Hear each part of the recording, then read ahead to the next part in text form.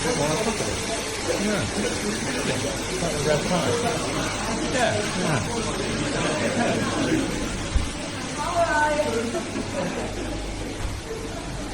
Have you got yours? Quite a surprise, really.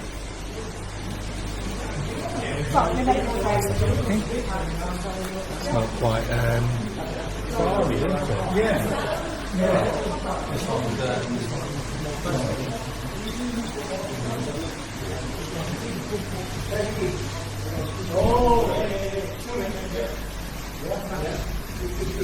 Rather than expanding so what? Coming out of the top. What a little bit like Brewery. Not the size,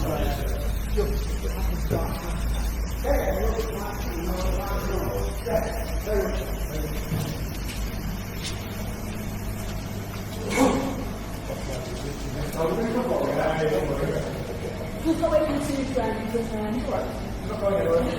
Not quite long yet. We're not ready to come up.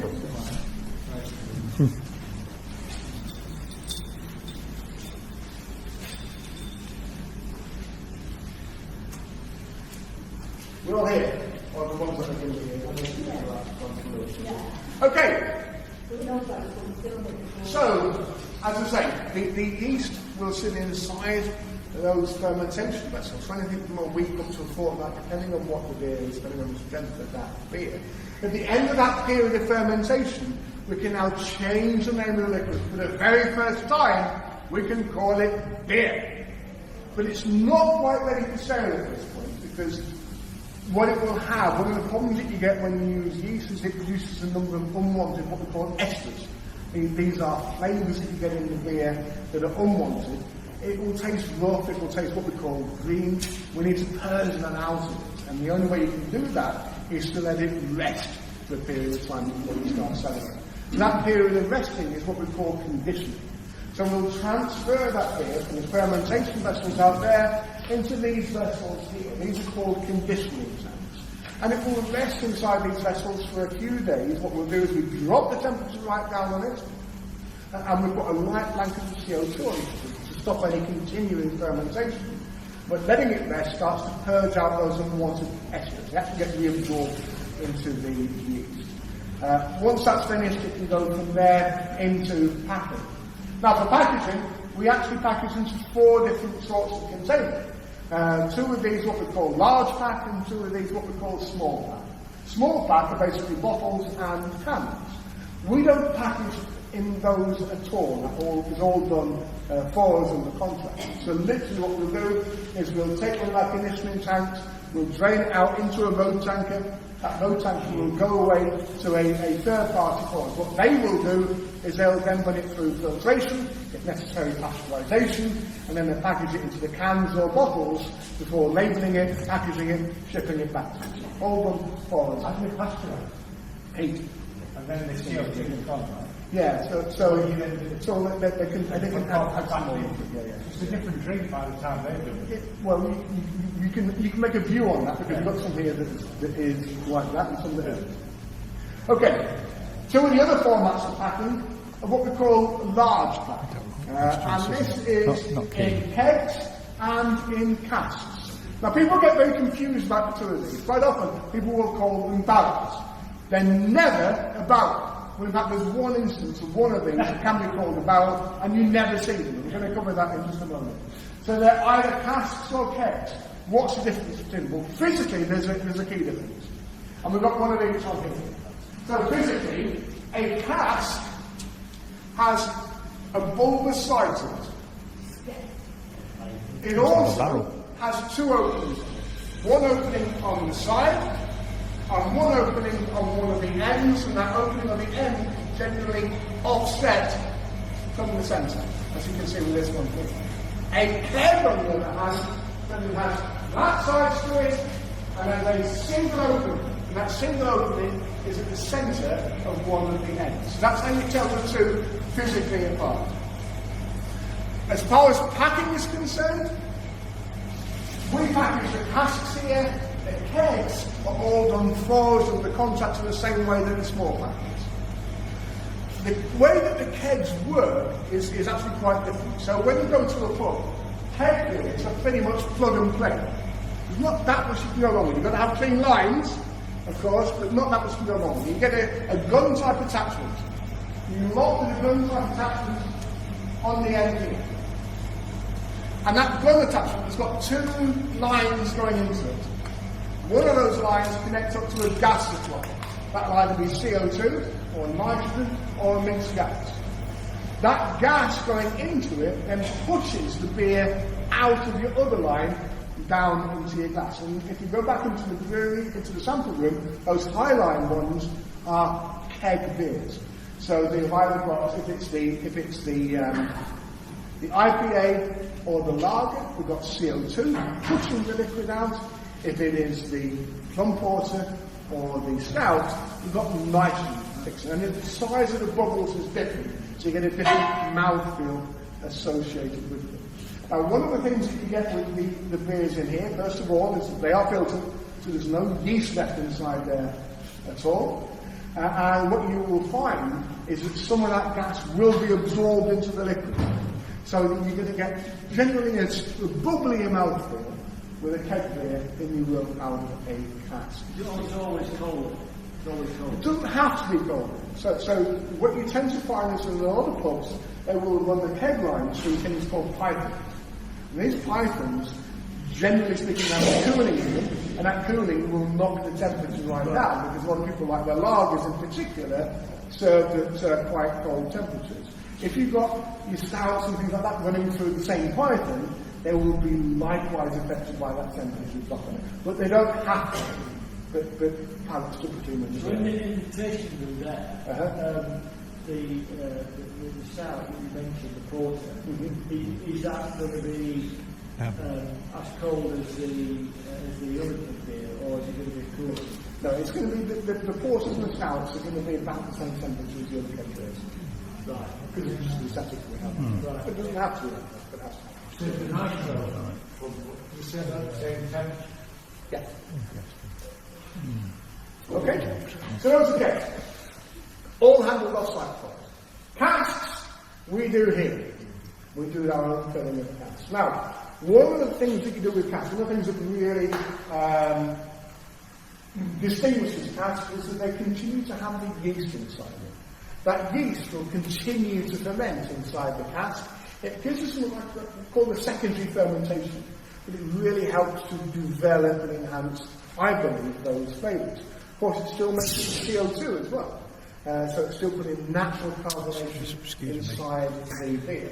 Now, one of the problems with having yeast in your beer is that, well, when you pour it, if you just take it straight from the cask in its natural form, then you hold it to the light, it looks like you just dumped your glass straight into the river Trent. It will look murder because you've got this yeast and suspension in the liquid. It will actually do you no harm. So a lot of microbrews actually serve in their beers in exactly that format. But our customers are fairly distinguishing, and they like to ensure that our beers look fairly crystal clear to us. So to achieve that clarity, we need to add another ingredient to it here in packing. That ingredient is called isinglass. Isinglass is derived from a swim bladder of certain fish, but it acts as what we call a filing agent on the yeast. What it does is it forces the yeast particles to clump together, making them heavier, and that lets the yeast then settle into the belly of the cask, so it can draw nice clear pints of beer over the top. That gets added in here. That's why that's shape, yeah. We also add any other flavouring components to it, so things like your plum essence, chocolate and vanilla essence, whatever, are all added here to the base beer in packing. Once you've added these bits in though, well, before you add those bits, you've got to make sure that you've got the right number of holes. It's got 2 holes in this, so you've got to bung one of them up, otherwise if you start pouring beer at the top of one, the beer will just pour out to the bottom, and you waste a lot of beer. And wasting beer should be made illegal, in my view. So we don't allow that to happen. So what we do is we need to seal this hole that we've got here. With this little device here, it's called a keystone. Quite simple with a keystone, you get your mallet, you bang it on there, and you whack it in. That will seal that hole as well. We use one hole actually fine. That gets rolled down on this chute you can see here, and you've got this 2-arm device you can see on the side here. That's our cask filler. So we hook that up to the appropriate conditioning tank. You press a button on there, once you've added your filings and other flavours in, press a button on there and you'll get 9 gallons or 18 gallons or whatever the volume you're filling. Dispense nice and steadily without bobbing into the cask. Once that's full of the beer though, we're now going to seal this hole up at the top, because otherwise you'll roll it around and all the beer will come out. So you'll waste beer, as you say, that's when you make a leak. So we need to put one of these in. It's called a shire.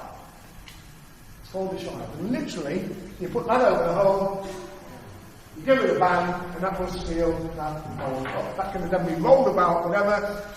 We roll it down to here. This big elephant that you can see here, this is a big industrial vacuum lifter.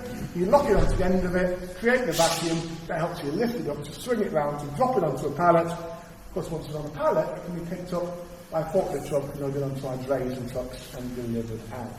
So that's the packing instruction here. Is there a range of it? With the fermentation stuff going on it? Yeah. It won't. It's not that exceptional gas. Right. Most of the extra gas gets absorbed into the lid. Right.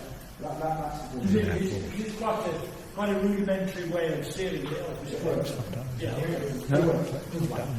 Well, it's a fair point, well made, but I'm going to cover that in just a moment. So bear with me. Okay, so that's the I backing couldn't up. remember the name of it.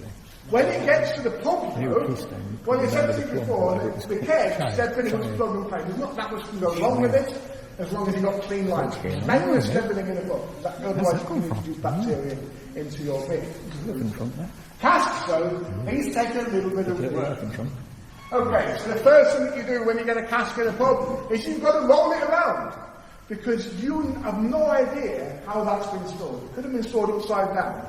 It could have been stored in such a way that these filings have got to work on the yeast, and that yeast could have settled over either of the two openings. So you need to sort that out, and you don't know what it's like at this point.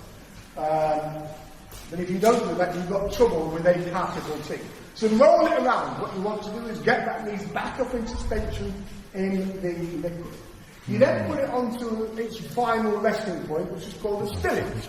And we'll rest it in pretty much the same shape that this one is here now. So that the belly of the cask is lower than the keystone opening here, because that's where the yeast is now going to settle into the belly of the cask, so you don't get mucky beer coming out of it. Then you leave it alone. You leave it alone for a day, because you're going to get all of this yeast to settle down. Yeah? Once you've done that, we're now going to go through a process called venting. As you talked about before, you've got this yeast still inside there, still doing all of this good stuff through fermentation, still making CO2. That CO2 is being absorbed into the liquid. But if you don't do something called venting, well, you're going to end up with a really fizzy beer. It's going to be like Alka-Seltzer. Fizziness. And that's going to be wrong. It's going to be the wrong mouthfeel on the palate. So venting is quite simply a way of letting out the excess carbon dioxide before you serve it. This is really where the cellarman's art comes in. In the centre of the shire, there's a little round piece right in the centre. That's called the tut. And we need to break that tut through to make a little opening to let the excess gas come out.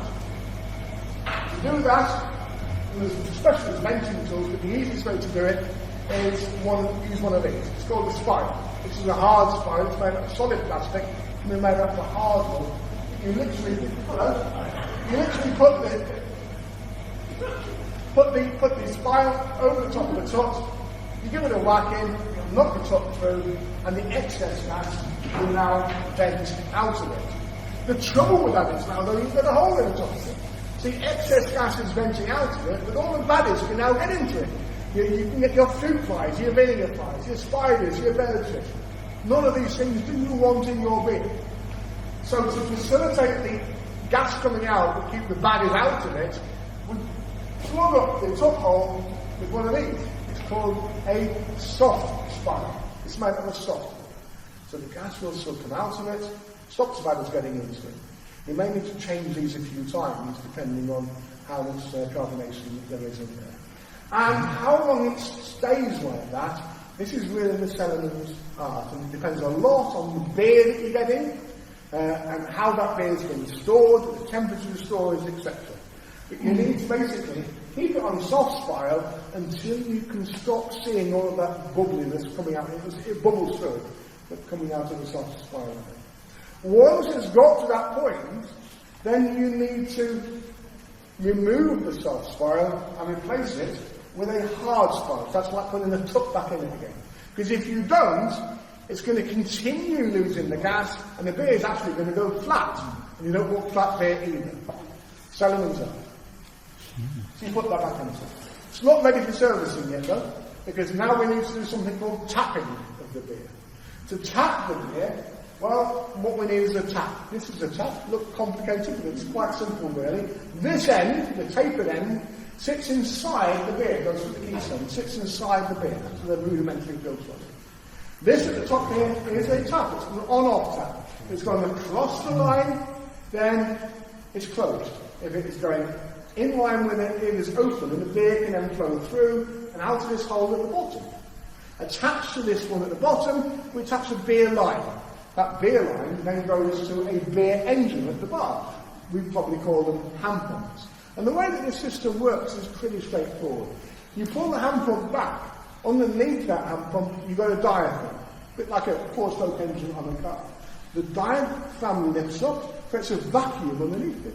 That vacuum then draws the beer from the cask up into that diaphragm, and then from there into your glass. But there's no external gas applied to the beer, so it doesn't get that fizziness involved in it that you do get with keg beers.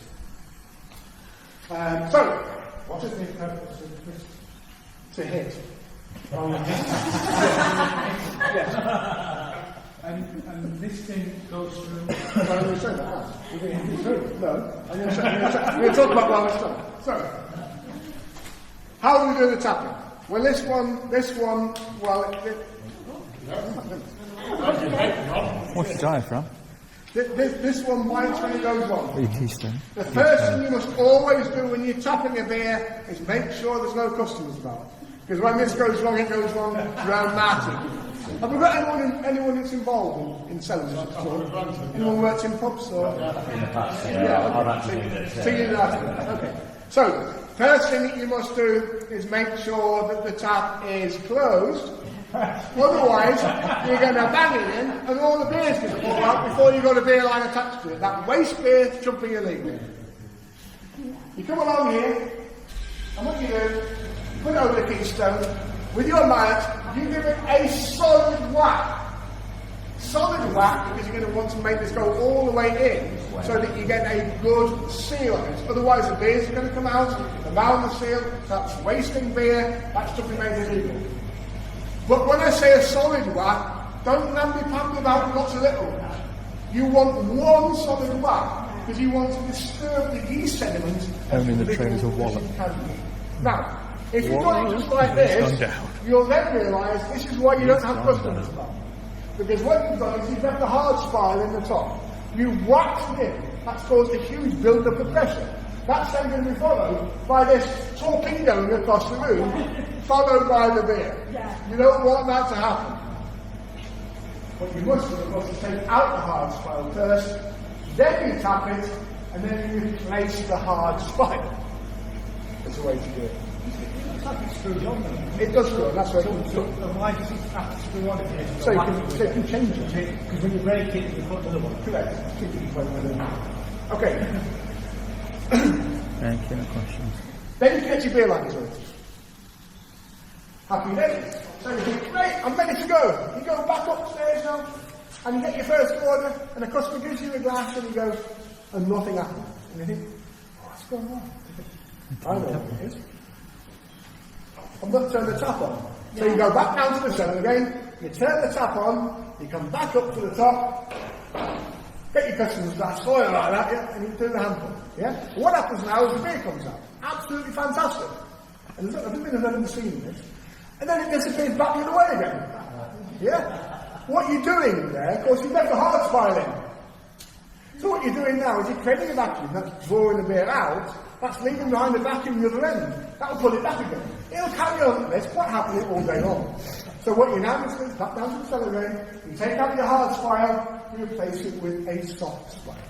And now you'll find that you can serve a nice pint of beer. At the end of service, what you must do is go back down to the cellar again, turn the tap off, just in case something goes wrong somewhere, say it's wasting too much beer, and then you replace the soft spiral with a hard spiral. Because if you don't, it's like leaving the top off a bottle of Coke overnight. It will go flat. You need to preserve it. That's the art of cellarmanship. Yeah? And there are different ways of doing it these days, but that's the traditional way of doing it.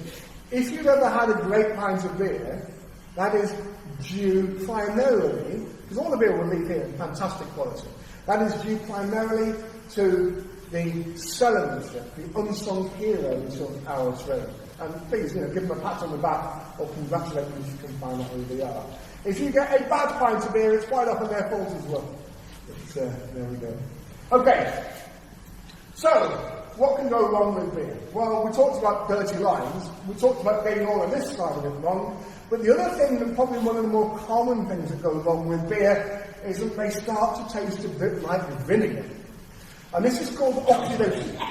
So, oxidation. What happens is, oxygen is the enemy of beer. The longer you leave that cask with oxygen in it, the more the oxygen is going to react with the beer, and the more it's going to turn into vinegar. And that process happens faster when that ratio changes. So when you've got more air to beer, that ratio is really going to start speeding up, which is why a beer can start turning pretty quickly. So to help with this, what we're going to make sure we do is only once you've basically done the broaching of the cask, is sell it, the entirety of it, within 3 days. If you can sell it within 3 days, then it's going to be happy. You're not going to get those vinegar notes to it. Start extending it longer than that, and then you start getting these vinegar notes appearing in the beer, which nobody wants in the beer. To facilitate that, we have different sizes of casks. Now, the most common cask size that we have in the UK is this one. It's 9 gallons, 72 pints starting there. You have wonderful names, casks too. This is technically called a firkin. Now, 72 pints, you may think to yourself, well, that's quite easy to sell 72 pints in 3 days, and it probably is. If you want a choice of beer on the bar, let's say you've now got 4 hand pumps on there, you're now going to sell 288 pints within 3 days, and that becomes much more of a challenge. So, to help facilitate that, beer is available in smaller cask sizes. So, if you want one half the size of this, 36 gallons, 4.5 gallons, 36 pints, that's technically called a pin. But if you're a really busy pub, when you see the amount of faff and work that goes into getting things ready and prepared for it, you're not going to want to be doing that every time. And so, trying to make larger containers. So one twice the size of this, 18 gallons, is more properly called a kilderkin, or kill for short. There are still a few breweries, Stan Smith being a notable one, that still sell beer in containers larger than a kilderkin. Well, one twice the size of a kilderkin, 36 gallons, that's called a barrel. It's the only one that's called a barrel. It's always a cask, it's 36 gallons, and you never see them. There is one brewery in the UK that's still selling beer in larger containers than that. So this is Bacon's Brewery in the Black Country. 54-gallon casks. It's actually got the best name of all. You said it. It's called a hogshead. A hogshead. Yeah. Okay. So those are the different sizes of casks that you can get. Kegs, they're all metric. They just go on in liters. Boring as that. The last thing I want to talk to you about in here is colour bandings. You can see on the side. Now, one of the issues with a cask, let me give you some idea. To buy a new cask, a 9-gallon cask, will cost you about £120. You sell one of these, the beer, to the pub, you're going to get about £120 for a cask of beer, of which only a small proportion of it is actually going to be profit. So it kind of follows that if you're going to make this system work, you've got to get your casks back and use them multiple times. Otherwise you're going to lose your shirt off of your back. But there's about 2,000 breweries in the UK, more than we've had in living memory. How do we know which are our casks? Well, quite simply, every brewery in the UK is registered with a national data bank and allocated 1, 2, 3 or 4 different colours. Ours happens to be 3 colour. So if you see any casks or any kegs anywhere in the UK with grey, black and red on it, you know it's a Titanic cask. It is as simple as that. The 9-gallon ones in particular, they do make particularly good seats. So you turn them on end, because they're the perfect height. Turn them on end, put a piece of plywood, circular, put it on it with a cushion on the top of it. That'd be it. As you're going round various pubs, if you see any casks turned into seats with grey, black and red on them, let us know. Folks, I can see empty glasses, therefore I'm detecting full bladders. Yes. Let's go back, but we'll go back this way through the Guinness room.